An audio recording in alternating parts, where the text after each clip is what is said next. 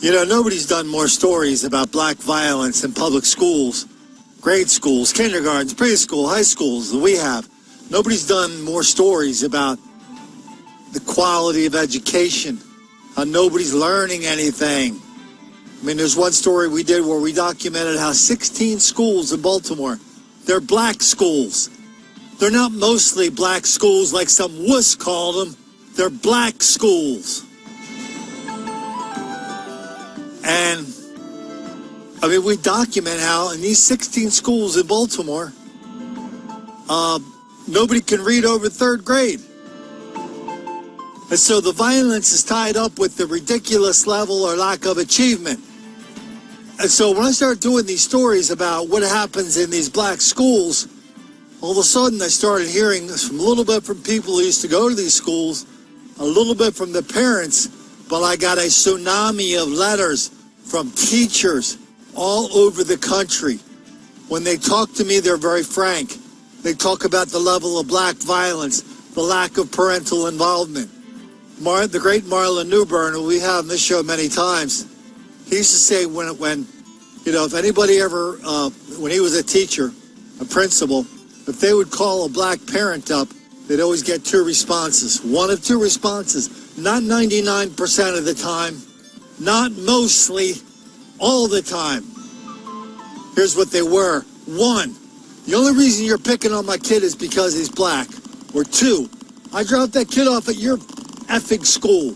He's not my problem anymore. So that's what happens in black schools.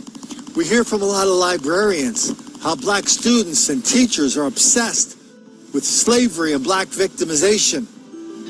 Anyway, I'm bringing all this up because there was just a story out of Baltimore where a guy who taught in the Baltimore area schools for 30 years, he's running for school board now.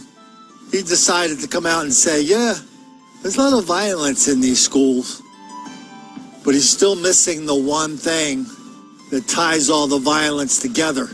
This racial hatred, this black on white hostility, black on white resentment, how scorning educational achievement is now part of black culture. This teacher didn't have the stones to talk about that. Let's give him a listen. A longtime Baltimore County teacher comes forward to say parents are being lied to about safety in their schools. Project Baltimore lead investigative reporter Chris Papp sat down with this educator who says the problem is a lack of discipline. Chris? Well, Kai, Ed Kitlowski is running for Baltimore County School Board. He is also a longtime county teacher who says in his 33 years in the classroom, a lot changed, and not all of it for the better. Are the parents being lied to? Yeah.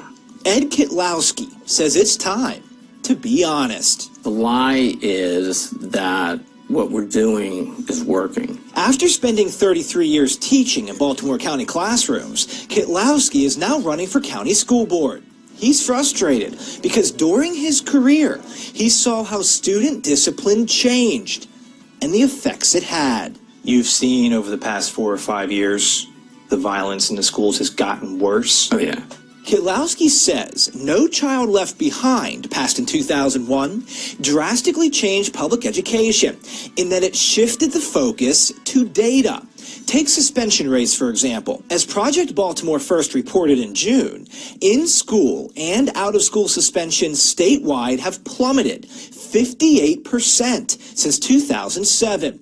Student behavior didn't improve. Kitlowski says the discipline just stopped because principals wanted their school's data to look better. One school I was at, the principal made a policy of not suspending students.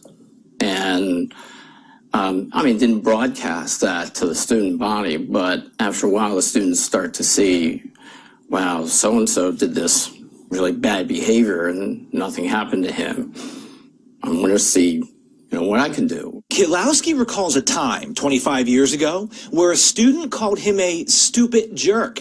He says the kid was reprimanded and his parents were called to the school. By the end of his career, Kitlowski says a student brought a knife to class. The weapon was taken, but the student was not disciplined. What message does that send to the school body when a student brings a knife to school and then returns the next day? Kitlowski retired in 2016 after he says he was kicked, punched, and sworn at during the latter part of his career.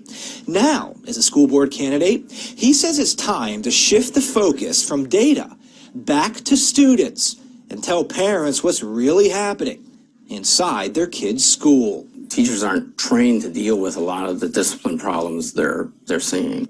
I find that there's a lack of transparency about what's happening, and these, Project Baltimore seem to be looking at that and bringing some transparency. Now, we reached out to Baltimore County Schools about this story and received this statement, which reads in part, "We recognize the importance of having the community play a role in school safety discussions. As a result, BCPS has formed a new Student Behavior and Discipline Council that will bring together students, parents, community members, teachers, and Board of Education members." So who's going to be the one to bell the cat? Who's going to be the one to start connecting the dots? This isn't just Baltimore. We hear this stuff from teachers all over the country. St. Louis, we've documented this. And especially in Don't Make the Black Kids Angry and lots of videos. All the teachers, every damn teacher in America knows that we have a problem with black students who are rampaging out of control and ruining their schools. Ask a teacher. If you watch this channel, you won't be surprised what they say. Though they may be afraid to say it in public like that school board candidate is, because he doesn't want to make the black kids angry.